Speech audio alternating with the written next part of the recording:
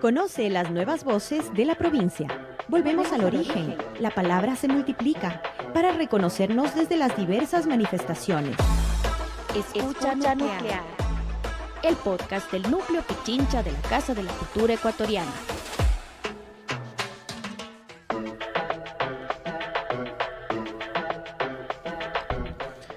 Hola, hola, muy buenos días. Les saludamos desde el podcast Nuclear, el programa del Núcleo Pichincha de la Casa de la Cultura, hoy día lunes 23 de septiembre del 2024.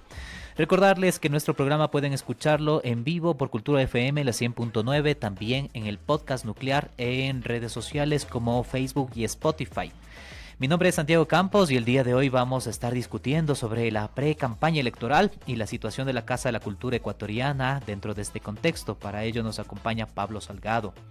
Como es de su conocimiento, las inscripciones de las precandidaturas para presidente, vicepresidente y asambleísta se realizaron durante el mes de agosto y ahora el CNE abrió el plazo del 13 de septiembre y se extenderá hasta el 2 de octubre para la inscripción en firme de dichas candidaturas.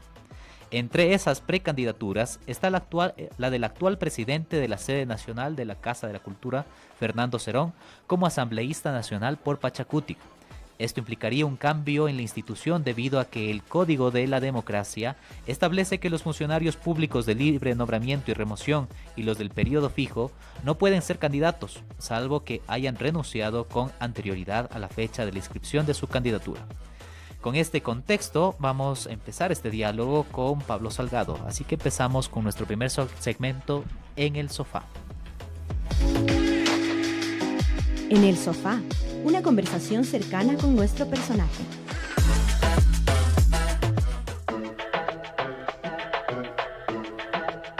Así es, Pablo Salgado es periodista y escritor, ha publicado varios libros de poesía y es cofundador y director de varias revistas de cultura. Ha trabajado en distintos medios de comunicación nacionales, editorialista y columnista de varios medios digitales. Fue asesor de comunicación y cultura en los ministerios de Cultura, coordinador de patrimonio y relaciones exteriores. Actualmente es director del programa de cultura La Noche Boca Arriba, que se emite por Cultura FM, y es vicepresidente de la Fundación Prospecta para el Arte, la Cultura y el Patrimonio. Pablo, muy buenos días, muchas gracias por acompañarnos. Buenos días, Santiago, buenos días a todos quienes nos escuchan y nos miran. Gracias por la invitación y creo que es necesario, dadas las circunstancias que hoy está en función de la campaña electoral, hablar y evaluar lo que han sido estos 3 años de gestión. Uh-huh. Lo primero es un poco el tema coyuntural de que nos rige, ¿no? Ya leíamos un poco el Código de la Democracia implica la renuncia del presidente de la sede nacional, Fernando Serón, para asumir esta precandidatura ya anunciada como primer asambleísta nacional por Pachacutic. Un poco, ¿qué es lo que pasa después de esto? Es la pregunta, es decir, ¿qué pasa con la casa a partir de la renuncia del presidente? ¿Ha existido tal vez algún antecedente previo a esto? ¿Alguna vez ha pasado algo similar? Creo que no se han dado casos anteriores en donde se ha renunciado para ir a terciar en una candidatura. Yo recuerdo que Benjamín Carrión renunció a la Casa de la Cultura para ocupar la Embajada de Ecuador en México, uh-huh, ¿no? Allá en los años 60. Pero un caso similar creo que no se ha producido, ¿no? Esto sin duda es un primer punto, porque claro, quienes respaldamos la candidatura de Fernando y su programa de gobierno, estamos seguros y convencidos que era para todo el periodo, ¿no? Uh-huh. Yo personalmente no estoy de acuerdo cuando aquellas personas que son elegidas mediante votación popular se retiran para ocupar otra dignidad, dejando vacante el cargo. En este caso queda todavía casi un año de gestión, por tanto es necesario que la Junta Plenaria de la Casa de la Cultura conozcan primero la renuncia e inmediatamente se proceda a elegir al nuevo presidente o presidenta de entre sus miembros. Uh-huh. Sí, justo aquello que decías, ¿no? En la campaña para la elección hace 3 años, un poco más, para la elección de presidente, Fernando Serón y su equipo, entendíamos que había un equipo para llevar a cabo una transformación de la Casa de la Cultura, que era una exigencia que venía desde diferentes sectores y que venía como posicionándose desde una organización y desde una lucha colectiva, social, que llevó como a plantones, que llevó a marchas, porque se necesitaba una transformación radical de esa propuesta.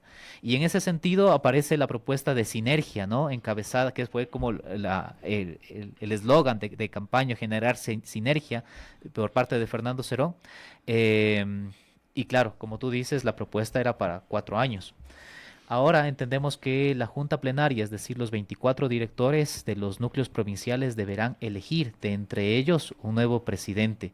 Pero será para un periodo transitorio, seguramente, pero ya con miras estamos en un año preelectoral de las elecciones de la Casa de la Cultura, entonces deja mucha inestabilidad esto. ¿Cómo ves ese panorama?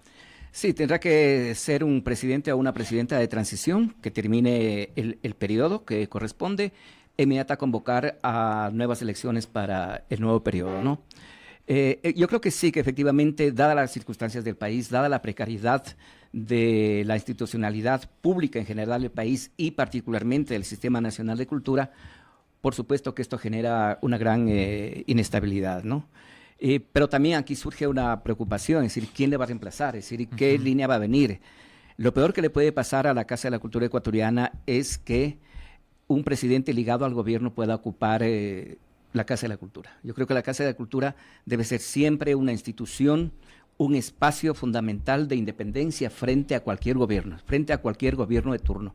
Yo creo que esa es la gran capacidad que tiene la Casa. La Casa fue creada para eso, para mantener esas independencias frente a las políticas o gobiernos de turno, y creo que eso es fundamental también preservarlo, más aún ahora en que tenemos estas dificultades de recortes presupuestarios, ¿no? Que digamos, ese ha sido también otro de los temas fundamentales, sobre todo porque efectivamente, como tú bien mencionabas, toda la candidatura de Fernando, toda la organización de los colectivos culturales surgieron precisamente ante la necesidad de transformar la Casa de la Cultura, ante la necesidad de generar un cambio para la Casa de la Cultura ecuatoriana y para sus núcleos. De ahí que generó muchas adhesiones, de ahí que se activaron una serie de colectivos culturales que estaban aquí en las afueras, tanto de la Casa de la Cultura ecuatoriana, recuerdo, como frente al propio Ministerio de Cultura. Y de ahí es que surgió la necesidad de, entre todos, elaborar una propuesta de gestión, un programa de gobierno mínimo para 4 años, de tal manera que se pueda cumplir con esas necesidades, esos anhelos, esas demandas del sector de la cultura, un programa estructurado en todas sus líneas, tanto integrando el Sistema Nacional de Cultura, vinculando con toda la institucionalidad, con colectivos, con academia, etcétera, pero también al interior, es decir, en términos administrativos, ¿no? En términos de lo que en ese momento decíamos, hay una apatía institucional, una burocracia lenta, una burocracia que impedía que fluyan los procesos y que se demande un cambio. Yo recuerdo que inclusive se emitieron varios comunicados, varios manifiestos en donde se planteaban una serie de urgencias, de necesidades inmediatas para implementar en la Casa de la Cultura. Y de ahí nació también esta propuesta que está aquí por escrito, que tenemos aquí, ¿no? Es decir, en donde se describe perfectamente cuáles son los compromisos que asumía el nuevo presidente respecto tanto a la gestión de la sede nacional como coordinador de todos los núcleos, como a la administración de este gran complejo cultural que tiene en la ciudad de Quito la sede nacional. Y por tanto, eso es lo que habría que plantearse ahora, ¿no? Es decir, siempre hemos demandado también, por ejemplo, que la Asamblea Nacional no tiene asambleístas que provengan del sector de la cultura. De ahí también, por ejemplo, ahora en el proceso que se dio de la reforma a la Ley Orgánica de Cultura, veíamos asambleístas que ignoraban lo que sucede en el campo de la cultura, que ignoraban la propia Ley Orgánica de Cultura y que ignoraban cómo funciona el Sistema Nacional de Cultura y la condición y la situación de los artistas, gestores culturales, creadores, ¿no? De ahí un resultado más bien lamentable de ese proyecto que al menos no fue archivado, pero sí el Pleno le devolvió a la Comisión de Educación y Cultura. Actualmente existen 16 precandidatos a la presidencia. Vivimos en una situación de una crisis económica que se va asentando cada vez más, una crisis de seguridad y actualmente incluso una crisis energética. Esperamos que el programa no se corte porque se nos vaya la luz de un momento a otro. Y en este contexto la Casa de la Cultura cambiará de cabeza, cambiará su presidente en medio de este contexto bastante complejo. ¿Cuál es la situación de los artistas y gestores y demás actores del sector artístico y cultural? ¿En qué quedamos? ¿En qué condiciones nos hallamos? Cuando la principal, como tú explicabas hace un momento, la institución que por su propia autonomía ha sido como una fuente de, no quiero decir contraposición, pero sí de resistencia capaz a políticas del gobierno que van en contra del sector. No ha tenido como esa presencia y ahora va a transformarse o va a generar un cambio a último año. ¿En qué contexto estamos? Sí, a ver, aquí tendríamos que hablar necesariamente del Sistema Nacional de Cultura. Nosotros tenemos ahora, digamos, dos grandes instituciones. Por un lado está el Ministerio de Cultura y Patrimonio, que es el ente rector, y de acuerdo a la ley orgánica preside el Sistema Nacional de Cultura. Es una institución que tiene más de 320 empleados y que su razón fundamental es cumplir con la ley orgánica de cultura. Aquí tenemos que decir que una buena parte de la ley no se ha cumplido hasta el momento, luego de casi 8 años de vigencia de la ley, y tenemos ese ministerio con 320 empleados. A la orilla de enfrente tenemos a la propia Casa de la Cultura Ecuatoriana, que tiene ya 360 empleados en la sede y más de 600 a nivel nacional, pero que el 92%, más del 90% de su presupuesto está destinado a gasto corriente. Es decir, queda apenas una mínima parte, un 4, 5, 6% destinado a inversión, es decir, a recursos para interactuar con artistas y gestores culturales. Es decir, es una institución absolutamente ineficiente, puesto que los estándares a nivel internacional demandan que máximo una institución eficiente debe tener un 36 o máximo un 39% de gasto corriente y el resto tiene que ser inversión. Es decir, el Estado está financiando una burocracia que no tiene ninguna capacidad de invertir en nada. De ahí también pues, nos podríamos explicar por qué la soledad, por ejemplo, del complejo cultural de la Casa de la Cultura Ecuatoriana, Quito. Es decir, cuando los artistas vienen a demandar algún servicio, tienen que regresar con las manos en los bolsillos porque la Casa de la Cultura no tiene capacidad de respuesta, ¿no? Es decir, tenemos esa línea por un lado. Luego tenemos que la Ley Orgánica de Cultura fue creada en su momento para un Estado fuerte, para un Estado que tenga una institucionalidad fuerte. ¿Qué es lo que ha sucedido en estos últimos 8 años? Que más bien se ha estado desmantelando esa institucionalidad, ¿cierto? Porque el proyecto neoliberal demanda precisamente que todo lo público tiene que empequeñecerse, los recortes que el sector de la cultura ha tenido en los últimos 8 años son absolutamente significativos, ¿no? El propio ministerio que tenía 24 millones, ahora nos llega a 8 millones, la propia Casa de la Cultura que tenía 19 millones, ahora nos llega a 12 millones y como digo, la mayor parte para gasto corriente. Y eso es que sume a la cultura en general, desde la institucionalidad, con estos pírricos presupuestos, en una precariedad. Y además, también tenemos que entender que la pandemia generó una gran precariedad en el sector cultural, con artistas y gestores que, a diferencia de otros países de la región, no recibieron ningún apoyo por parte del Estado. Recordemos que en el entonces presidente Moreno y el ministro Juan Fernando Velasco prometieron ayudas, apoyos, bonos, incluso créditos para el sector de la cultura, pero nada de eso se cumplió. Ni aquel bono que ofreció de 60 míseros dólares se cumplió, ¿no? Es decir, se mintió y se engañó. Y en la pospandemia tampoco. Es decir, tampoco ha habido una asistencia del Estado que permita al sector salir de esa precariedad. Hoy tenemos una situación también muy difícil porque en el primer semestre de este año ha habido una disminución del 6.1% en los consumos a nivel nacional, lo que significa, por ejemplo, que solamente la ciudad de Quito ha dejado de consumir 3.500 millones de dólares. Eso obviamente afecta directamente a los consumos culturales y, por tanto, a los artistas y gestores culturales. Además, obviamente, de la ausencia de derechos laborales, de ausencia de acceso a la seguridad social, etcétera, toda esa precariedad que generó la pandemia y que hasta el momento ha sido imposible de recuperar. Uno de los aspectos que has topado con mucho énfasis y con mucha claridad, Pablo, es el tema de la relación de la Casa de la Cultura con el gobierno, ¿no? Como esa posición crítica que se esperaría desde este espacio. Pero ¿cómo podemos valorar estos 3 años de la gestión de Fernando Cerón en esa relación? Capaz con el Ministerio de Cultura, con la Asamblea, capaz podemos dejar para después el tema del análisis de la ley, pero más bien como en esa relación de generar un posicionamiento.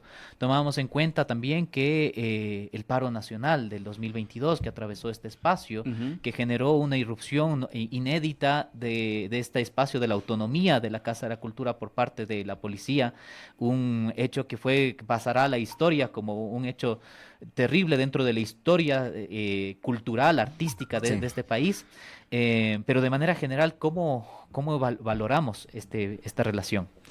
Sí, una de las propuestas del plan de gobierno que se había planteado hace 4 años era justamente articular a todo el sector. Sí, esto contempla, sin duda, el ente rector, el Ministerio de Cultura y Patrimonio, todo el resto de institucionalidad pública, digamos, todo lo que tiene que ver con la academia, con universidades, con colectivos culturales, ¿no? Con artistas y gestores que hace años se alejaron de la Casa de la Cultura y había que darles un motivo, un pretexto para que retornen, para que realmente esto se convierta en una casa. Con los gobiernos locales, ¿no? Y obviamente con la Asamblea Nacional. Pero en la práctica nada de esto ha sucedido, ¿no? En primer lugar, sí sorprende que ante la disminución, los permanentes recortes, no haya habido una respuesta, ¿no? Es decir, yo recuerdo que anteriormente la Casa de la Cultura tenía una capacidad de convocatoria y hacía que frente a una disminución presupuestaria o frente a una respuesta que había que liderar respecto a la cultura, sí tenía una capacidad de convocar a los artistas y manifestarse públicamente, ¿no?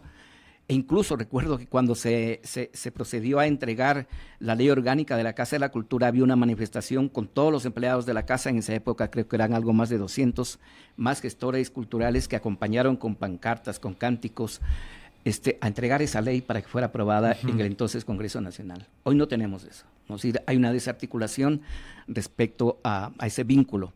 Y luego tampoco se ha liderado unas respuestas de reclamo, de demandas. ¿Sí? Si me recortan el presupuesto, yo tengo que protestar, como han hecho otros organismos, otras instituciones, ¿no? ¿Sí? Guagua que nos llora no mama, dicen, ¿no? ¿Sí? Si yo no protesto, si yo no me quejo, van a seguir los recortes. Y tampoco ha habido ese liderazgo, no solamente en la casa, sino en el resto de instituciones, para liderar y evitar estos continuos recortes, ¿no? Entiendo que la relación con las ministras tampoco ha sido de lo mejor.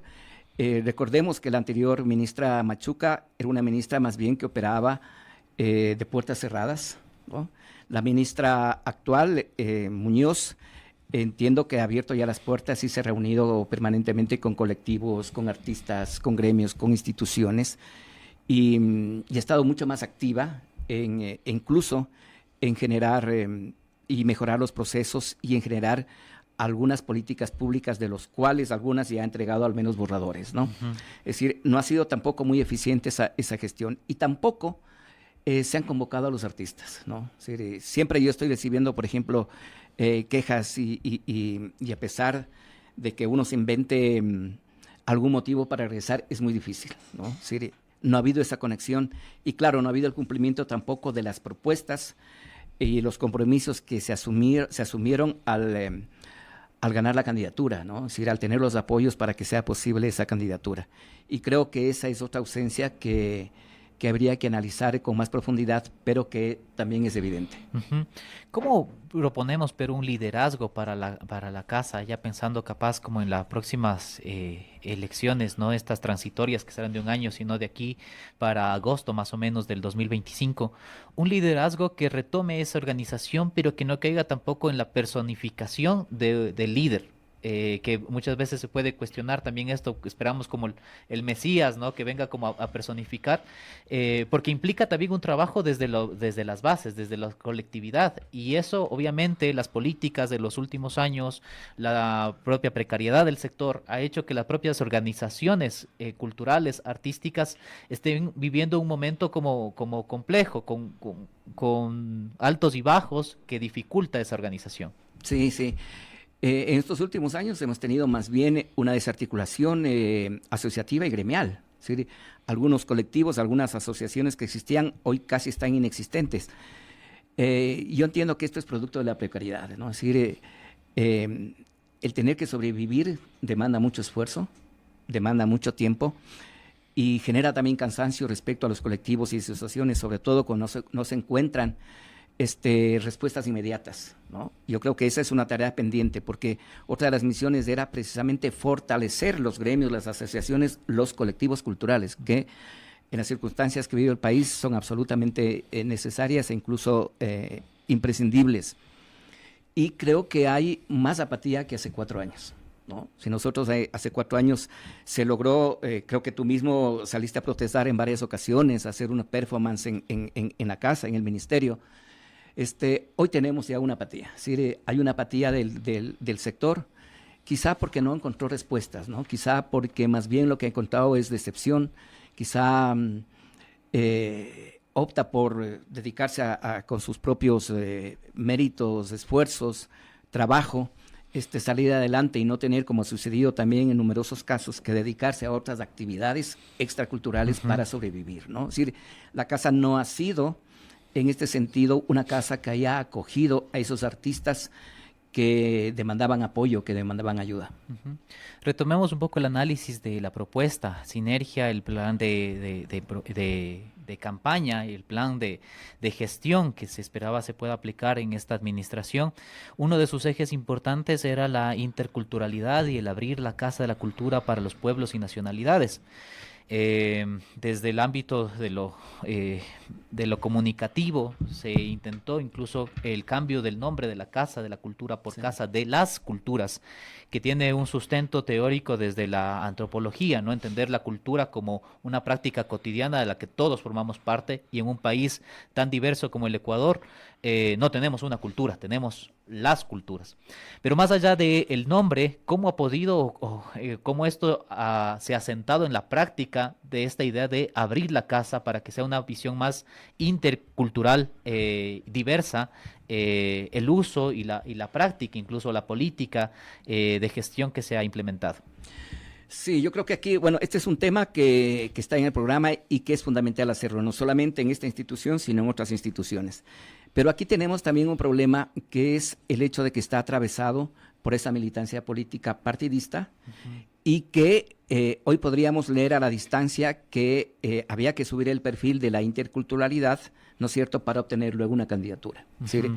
Eso yo creo que impidió también el hecho de que se pueda tener un diálogo quizá más extenso, más profundo, de las implicaciones simbólicas que tendría el pluralizar el nombre, es decir, el agregar esa S. Que además es un tema que se viene discutiendo desde hace mucho tiempo. Yo recuerdo que incluso cuando se trataba la Ley Orgánica de Cultura en la Asamblea, ya por los años entre el 2008 y el 2016, ya se discutía de esto, ¿no? Es decir, había debates muy fuertes que continúan. Nosotros vemos que en principio quizá no se comunicó bien, quizá se lo hizo unilateralmente, lo cual provocó unas respuestas bastante negativas que defendían el nombre de la Casa de la Cultura Benjamín Carrión, ¿no es cierto? Y yo creo que ahí esos diálogos empantanaron mucho, pero sobre todo creo que la respuesta fundamental tiene que estar en el hacer. Es decir, una institución que en la práctica, en el día a día, en la cotidianidad, maneja la interculturalidad, eso se nota, se siente. En este caso, creo que sí hubo un acercamiento, obviamente, al partido al cual pertenece el presidente, la CONAIE y Pachacutic, y se generaron espacios, ¿no? Aquí en Cultura FM, por ejemplo, hay una franja dedicada a los movimientos indígenas, que entiendo que todos están ligados a la CONAIE, y se realizaron algunas otras actividades esporádicas también, pero nada que ver con el otro. Es decir, yo no he visto aquí franjas para el pueblo Montubio, por ejemplo, por citar un pueblo que también tiene, de acuerdo al INEM, más del 5% de la población. Es decir, no se ha puesto en práctica aquello que se podía predicar, ¿no? Y eso quizá ha sido también otro de las debilidades, de los errores, porque ahora, claro, una vez que es candidato por Pachacuti, el presidente, obviamente, deja elucubrar que todas las acciones que se realizaron eran más bien buscando esa candidatura, ¿no? Con ese movimiento político.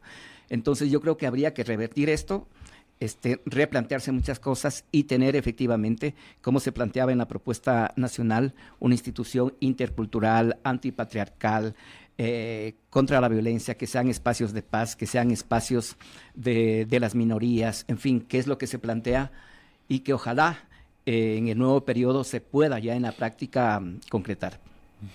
Estamos conversando con Pablo Salgado sobre la situación de la Casa de la Cultura Ecuatoriana Benjamín Carrión, la situación y el análisis en medio del contexto preelectoral. Pero vamos en este momento a escuchar algo de música. Social Cretino es la propuesta de Callejón Saruma. Callejón Saruma se conforma en el 2018 por Byron Ping, Brian Once, Fabricio Carriel y Arturo Naranjo. Integran el grupo denominado que combina principalmente el grunge y el punk. Hoy escuchamos su nuevo single.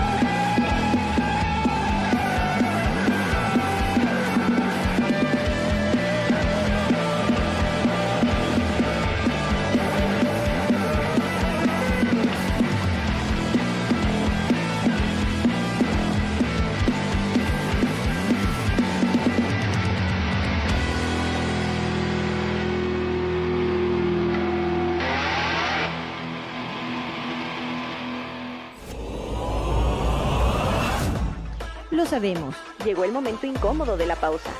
No te vayas, nos escuchamos pronto.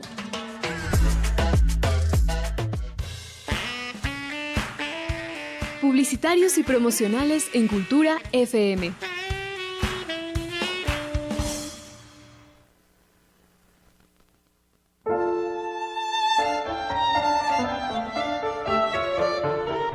Versos y fragmentos. Un recorrido con los grandes de la poesía de Ecuador y del mundo. Iliana Espinel. En Radio CCE y Cultura FM.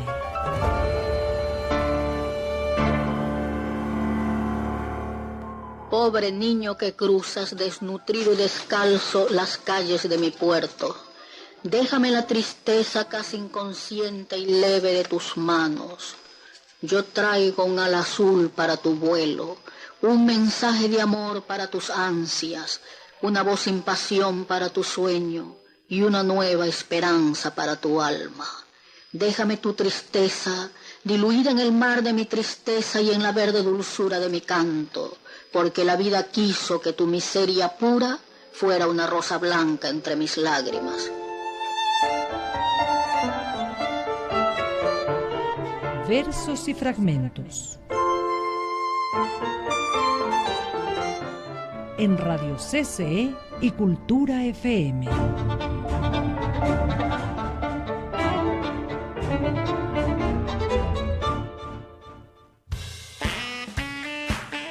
En Cultura FM terminan los promocionales y publicitarios.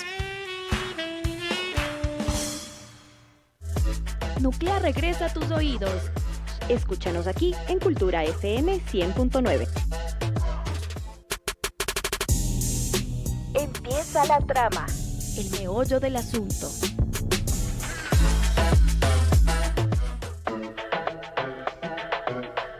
Regresamos en el podcast nuclear, el programa del Núcleo Pichincha de la Casa de la Cultura. Estamos conversando con Pablo Salgado sobre la situación y el análisis de la Casa de la Cultura ecuatoriana dentro del contexto de las nuevas elecciones o de la pre-campaña electoral.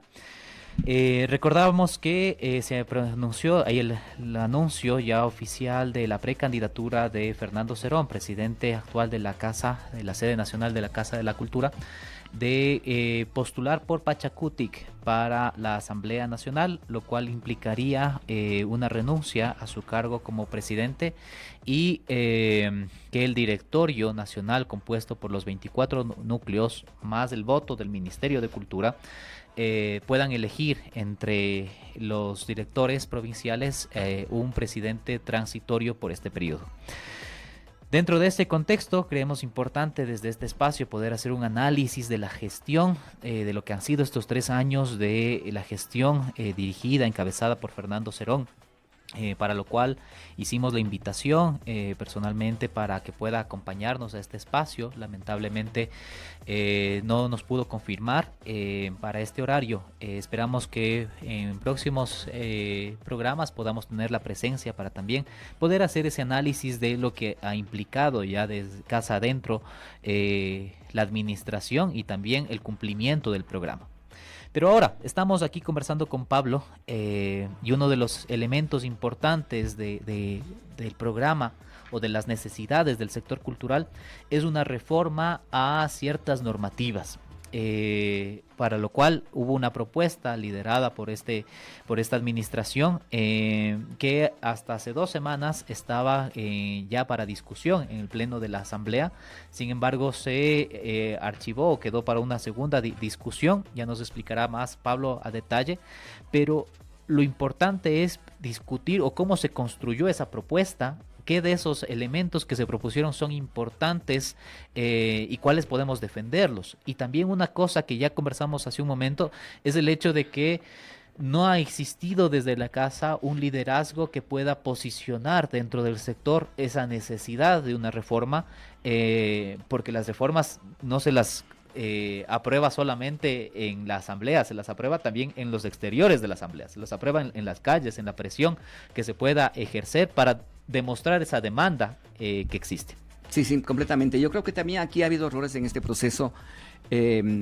de presentación del proyecto reformatorio a la Ley Orgánica de Cultura. Y esto se reflejó también en la discusión en segunda instancia en el Pleno de la Asamblea Nacional, en donde se evidenciaron contradicciones en las propuestas, se evidenciaron que atentaba contra otras leyes, lo que finalmente derivó en que el propio asambleísta proponente solicitara la devolución del proyecto a la Comisión de Educación y Cultura. Y al menos esto evitó que se archivara el proyecto, lo cual querría decir que al menos un año no podrá volver a discutirse. Pero ahora existe la oportunidad de replantearse muchos temas, quizá también hacerlo de un modo mucho más plural, más participativo. Hay temas, por ejemplo, en todo el capítulo de patrimonio hay algunos cambios que antes que mejorar empeorarán el tema de patrimonios. También yo creo que hay que hacer un proceso de reforma integral. Es decir, en este caso creo que la Casa de la Cultura únicamente se rigió al capítulo que correspondía a la Casa de la Cultura y lograr ahí reformas que le permitan solventar ciertas dificultades que tienen ahora. Por ejemplo, el tema de acceso a más recursos. Se está planteando que del 5% de las utilidades del BEDE pasen hasta un 25%, ¿no? Lo cual realmente es difícil, ¿no? Y desde el punto de vista del Ejecutivo es realmente inviable, más aún si es que esta propuesta se realizó sin ningún sustento técnico, ¿no?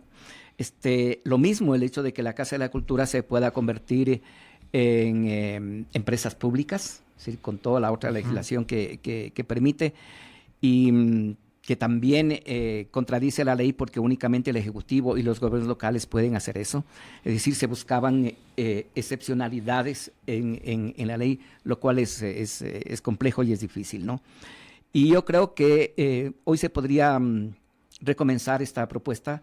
Había otras propuestas que eran más bien de maquillaje, de simple maquillaje de la ley, que no abordaba en su integralidad todo el tema.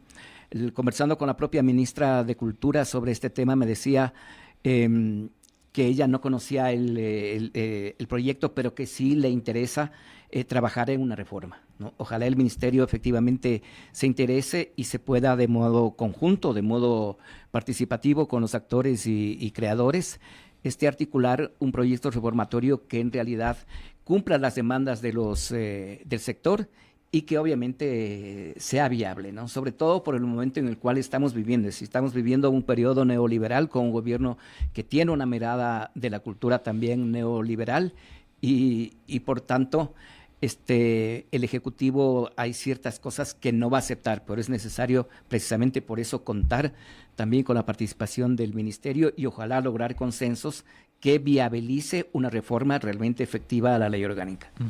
Una de las críticas que se hacía a la reforma de la ley era entender que las leyes no funcionan por sí solas dentro de un Estado, sino que existe un ecosistema donde diferentes leyes no pueden contraponerse unas sobre otras.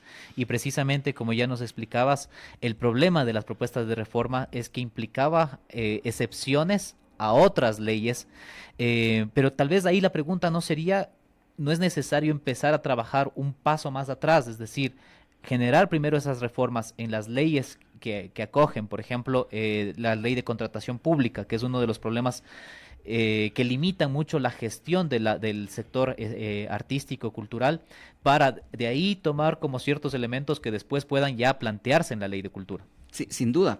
Por esto decía que es necesario trabajar con el Ejecutivo. Es decir, uno de los temas fundamentales de la ley y las leyes y ordenanzas es el no reconocimiento del artista, del creador y del gestor cultural, ¿no? Y eso obviamente hay que exigir ese reconocimiento, que se reconozca la existencia de ese artista, de ese creador en las leyes, ¿no es cierto? Que es una dificultad fundamental. Lo mismo en las ordenanzas de los gobiernos locales. Pero también es necesario que se cumpla la ley. Es decir, la Ley Orgánica de Cultura, ya vamos para 8 años de vigencia y cantidad de mandatos no se han cumplido. Y algunos mandatos son fundamentales y que podrían, que será la intención de la ley, modificar el sector cultural. El RIEFAC, por ejemplo, que es el régimen de integral de formación en artes desde la educación básica hasta la universitaria, que es fundamental, porque eso generaría no solamente nuevos públicos, generaría no solamente nuevos ciudadanos, no solamente generaría empleo y trabajo para una gran cantidad de artistas y gestores culturales. Es decir, eso es fundamental, que se exija, que se trabaje en el Ministerio de Educación, en el Ministerio de Cultura, y que exista la voluntad política para cumplir con ese mandato. Es decir, no vamos a volver como en la época de Raúl Pérez, que dijo, no, a mí esa ley no me gusta, y simplemente no la cumplió, ¿no es cierto? No podemos volver a eso. Tenemos que exigir el cumplimiento de como otros, los subsistemas que tampoco se han creado, las redes nacionales que tampoco se han creado, ¿no? Y así creo que tenemos 18 incumplimientos de la ley orgánica.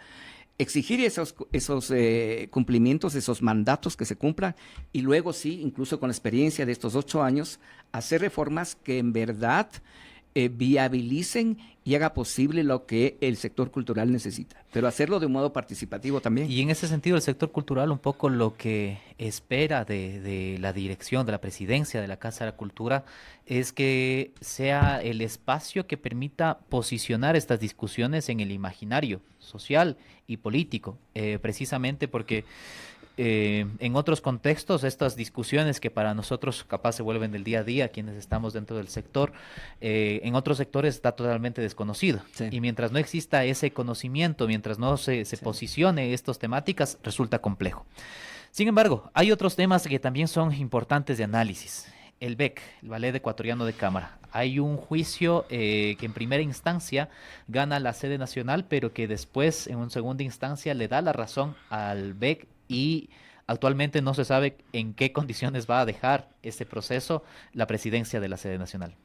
Sí, ese es un tema que ha estado desde hace varios meses ahí anclado a la gestión de la Casa de la Cultura, y es un tema que entiendo está ahora en la Corte Constitucional y se espera esa resolución final porque ya es de última instancia. En el caso de que la sentencia se ratifique, implicaría la devolución al BEC de los recursos del año 22, si no me equivoco, y además que inmediatamente se gestione ante el Ministerio de Finanzas los recursos del año 23. Esto generaría obviamente unas grandes dificultades para la administración de la Casa, aunque el presidente en una reunión de junta plenaria asumió toda la responsabilidad de las implicaciones que pueda tener los resultados de esta sentencia con el BEC, ¿no? Y claro, esto también deja en claro varias opciones, ¿no? Es decir, con los reparos que tenía el BEC tampoco ha habido una alternativa, ni para los empleados, trabajadores, ni para los artistas, ¿no? Entonces generó cantidad de procesos y demandas al interior del propio BEC, que ahora están unas ya resolviéndose y otras en camino de resolverse. Y obviamente hay un sector que fue perjudicado significativamente. Y luego tenemos también el tema de los elencos, ¿no? Es decir, yo recuerdo que sí, en la primera entrevista con Fernando Cerón le preguntamos por qué lo primero que se hizo es despedir a los elencos y no hacer una reforma o una reestructura institucional en función del personal que existe en la Casa de la Cultura.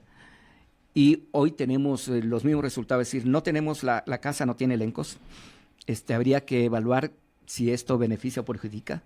Yo recuerdo ahora en la celebración de los 80 años que hizo hace poquito, en agosto, la Casa de la Cultura no tenía elencos y tuvo que pedir a la orquesta del Consejo Provincial, del gobierno de la provincia de Pichincha, que por favor les acompañen en ese acto, ¿no? Y creo que esa es otra de las debilidades de la gestión. Yo creo que es fundamental hacer una reestructura institucional, ¿no? Por un lado, existe un descontento en varios empleados y funcionarios, tanto antiguos como nuevos. Entiendo que en este periodo se han contratado 60 nuevo personal aproximadamente. La mayoría viene de provincias.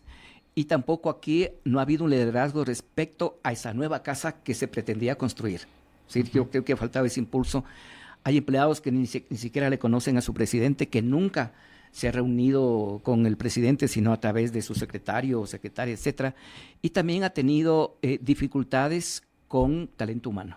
¿Sí? Entiendo que son 5 o 6 directores de talento humano que ha tenido la institución, ¿no? Y que no han tenido quizá la mirada, la visión para esta reestructura institucional, y más bien se han generado ahí una serie de conflictos y dificultades en la relación con empleados y trabajadores y funcionarios.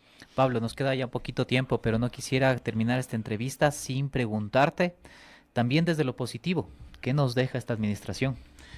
Bueno, yo creo que hay alguna normativa que es fundamental tenerlo justamente en esta reestructura institucional. Es una normativa que antes no tenía, de manual de procesos. Creo que la normativa de uso de las salas también es importante, aunque las salas siguen estando vacías. Ya no es esa casa en donde tú te disputabas el poder tener una temporada de funciones.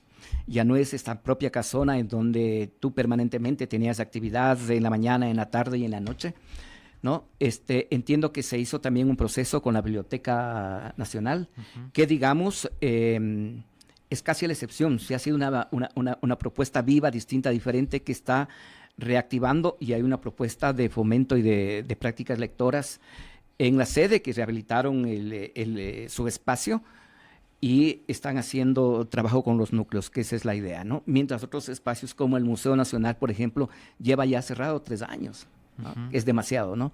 Entonces, eso yo diríamos que son algunos logros, ¿no? El resto quedan como tareas pendientes, ¿no? Sí, algunos hechos, la propia terminación de esta cabina que nos ha acogido y que nos permite comunicarnos con nuestros oyentes, sigue después de 3 años inconclusa, ¿no? En fin, y de la misma manera, otras tareas que quedan en 3 años quedan pendientes. Muchísimas gracias, Pablo. Seguramente hay muchos temas y detalles que ir analizando de toda esta propuesta. Muy difícil abarcar en un programa todo un plan de trabajo y toda una gestión. Este momento quisiera que escuchemos la banda manteña Los Selectos Orquesta, que es conocida por su música de cumbia. Hoy escuchamos su tema Porque te vas, y la dedicamos al Servicio de Luz Eléctrica Ecuatoriana en honor a los cortes de luz de hasta las 12 horas diarias. Estamos en el podcast nuclear. Muy bien.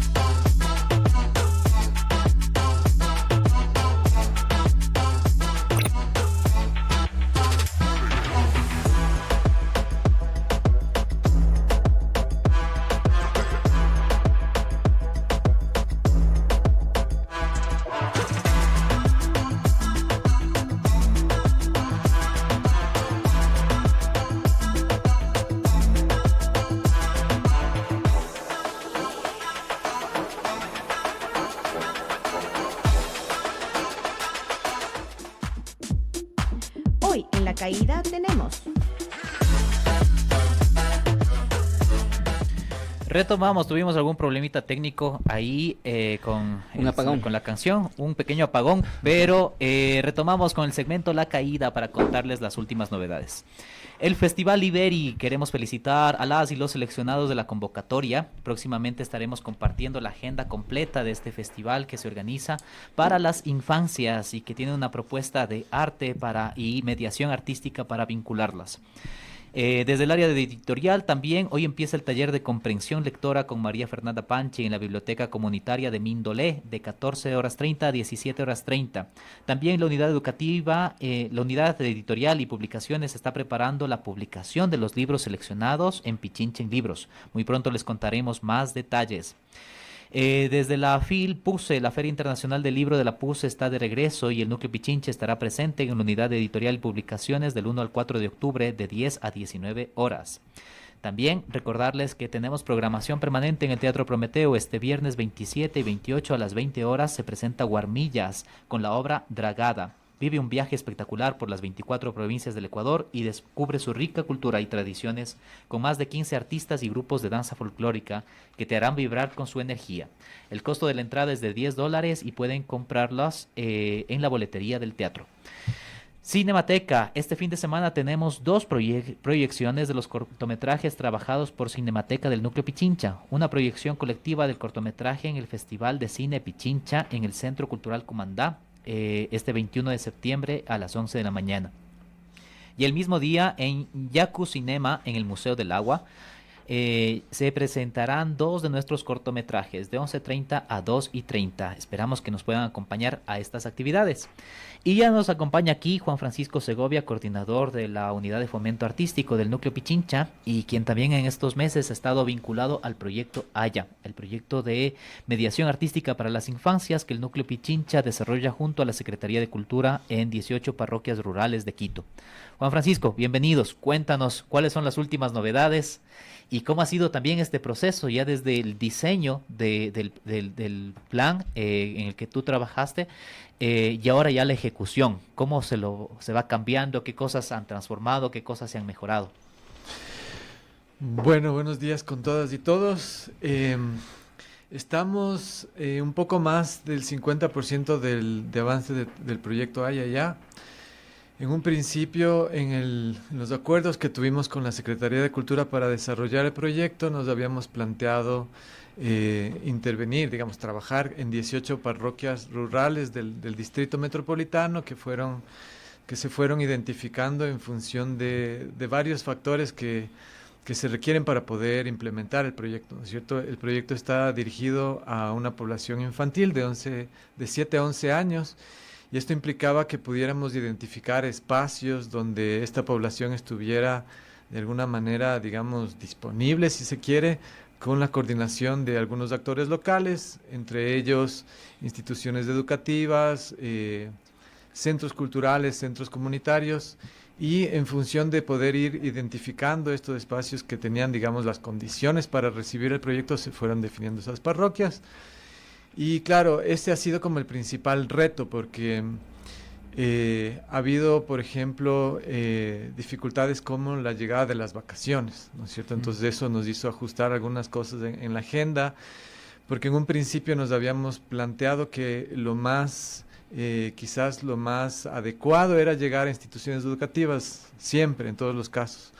Pero con la llegada de las vacaciones, esto nos obligó a buscar estrategias diferentes y acercarnos a otros espacios. Entonces, ahora mismo, cuando las instituciones educativas están recién iniciadas clases, estamos centrándonos en el trabajo más bien en espacios comunitarios, sobre todo en los centros de desarrollo, en los casas Somos, que ahora se llaman, en estas parroquias, lo que ha implicado cambiar también la relación con las instituciones, porque en un principio pasaba porque el Ministerio de Educación nos diera autorización para llegar. Hay una serie de normativas que por protección a las infancias nos obligaban a cumplir ciertos requisitos. Ahora más bien ha sido el poder dialogar con estos espacios, con sus líderes, con la gente que los coordina para que la convocatoria sea más libre y los grupos de los niños y niñas con los que estamos trabajando sean más bien en estas dinámicas de lo no formal. Y eso ha sido interesante porque nos ha permitido implementar lo que es el centro del proyecto, que es el desarrollo de una guía de mediación educativa para las infancias, de mediación artística para las infancias, y poder contrastar lo que ha sido implementar esto en un espacio formal, que son las instituciones educativas, y ahora estamos haciéndolo en estos espacios que son espacios de educación no formal, de actividad no formal. Entonces eso es una cosa interesante. Y bueno, sí hemos, digamos, enfrentado una serie de dificultades logísticas, administrativas, en fin, pero el valor que tiene el proyecto nos ha mantenido como muy comprometidos. Hay un equipo de 11 personas que fueron contratadas por fuera del equipo digamos, institucional del Núcleo Pichincha para específicamente desarrollar este proyecto, y nosotros desde el Núcleo Pichincha estamos brindando un acompañamiento técnico, de comunicación, por ejemplo, administrativo, estratégico, en fin. Entonces estamos haciendo un trabajo conjunto allí entre estos dos equipos. Te voy a hacer una pregunta más personal. Sí. ¿Cómo te sientes con este proyecto? Desde que se lo empezó a idear, desde cómo se lo va viendo, desde capaz los objetivos que persigue más allá ya de la ejecución. Bueno, es un proyecto que tiene, desde mi perspectiva, mucho valor sobre el servicio que está brindando. La población a la que estamos, entre comillas, atendiendo o a la que estamos dirigiendo el proyecto es una población prioritaria, siempre o debería ser prioritaria para todos los actores culturales, institucionales, pero en este caso para nosotros ha sido eso una cosa muy importante, y a nivel personal para mí ha sido muy gratificante. He tenido la posibilidad de acompañar al equipo de mediadoras en algunas ocasiones y estar presente en esta relación directa con las infancias, y eso es una cosa que siempre toca mucho, ¿no? A nivel humano, digamos, y eso ha sido muy rico, pero también me ha mostrado que hay una serie de retos que cumplir desde el proyecto como para tener unos resultados, un impacto como nosotros nos los habíamos planteado, pero además a nivel institucional, como cuál es la importancia de que el núcleo de Pichincha invierta recursos, gestione recursos para atender estas poblaciones, es muy importante. Seguramente la guía de mediación, como nos explicabas, es uno de los productos o el producto más importante capaz, y que viene en algún punto a suplir esta necesidad que existe en el sistema educativo de la educación artística, y que capaz no tiene que entrar dentro de la misma lógica de lo formal, sino transformar un poco esas dinámicas de la escuela y llevarlo a una idea de mediación. ¿Cómo entenderíamos esta mediación? ¿Qué es eso distinto a la educación formal? Sí, una de las discusiones fundamentales del proyecto es cómo, si bien este es un trabajo que hacemos con un enfoque educativo, si se quiere, no es educación per se, ¿no es cierto? Incluso haciendo estas actividades en las instituciones educativas, cómo mantener esta claridad de que no venimos a suplir realmente un trabajo que se hace a nivel formal, es decir, está normado, está orientado bajo unas líneas pedagógicas nacionales, sino más bien como desde otros ámbitos, que en este caso es el ámbito artístico, cultural, se puede reforzar el trabajo que hacen, que también es, por supuesto, muy importante el trabajo educativo, pero desde un acercamiento que no tiene que ver necesariamente con un pensum académico, que es el caso, ¿no es cierto?, sino desde la vivencia o desde el acercamiento a esta población, al tener la vivencia de las artes, desde un enfoque creativo, por ejemplo, un enfoque crítico o reflexivo, o incluso afectivo, emocional, que es en la relación con el material que trabajan, con las personas que están haciendo la mediación. Entonces, desde este acercamiento, el trabajo que hace el equipo de mediadoras, que además quiero mencionar que es un equipo que tiene mucha experiencia y mucho compromiso, mucha sensibilidad con las infancias, entonces su trabajo siempre ha sido muy cercano, yo creo que correcto en el sentido de cómo relacionarse con estas poblaciones que tienen estas condiciones tan digamos, importantes de considerar, ¿no es cierto?, su edad, sus condiciones socioeconómicas, sus condiciones familiares, en fin, y cómo a esa población se puede facilitar el conocimiento, el reconocimiento de la creatividad, de la posibilidad de imaginar cosas y plasmarlas en una materialidad creativa, ¿no es cierto?, es muy importante. Entonces, en eso estamos enfocados en los equipos educativos de mediación artística. Muchísimas gracias, Juanfran. Pablo, tu saludo final. Sí, mira, esto es fundamental, este trabajo con las infancias, y más aún en parroquias que necesitan. Ojalá el propio municipio, ojalá las otras instituciones inviertan menos en tarimas y más en nuestras infancias. Ojalá. Nada más a ti, Santiago, gracias por este espacio. Yo creo que es necesario seguir generando aquí algunas reflexiones de lo que son estos 3 años de gestión. Ya conversaremos con Marcelo para poder hacerlo también la próxima semana, y que el futuro de la Casa de la Cultura esté no solamente ligada a la elección que será, entiendo, en esta semana del nuevo presidente, sino a la participación de todos los actores, gestores y artistas del país, no solamente de la ciudad. Así es, Pablo, nos quedamos con tu última reflexión, la idea de que las instituciones no las construyen las autoridades, las construimos desde las bases, desde la organización colectiva y desde las exigencias y propuestas que también podamos hacer desde ahí. Muchísimas gracias, soy Santiago Campos, este ha sido el podcast nuclear, nos vemos el próximo lunes a las 10 de la mañana. Esto fue todo en el podcast nuclear. Te esperamos la próxima semana. Nos vemos en poco.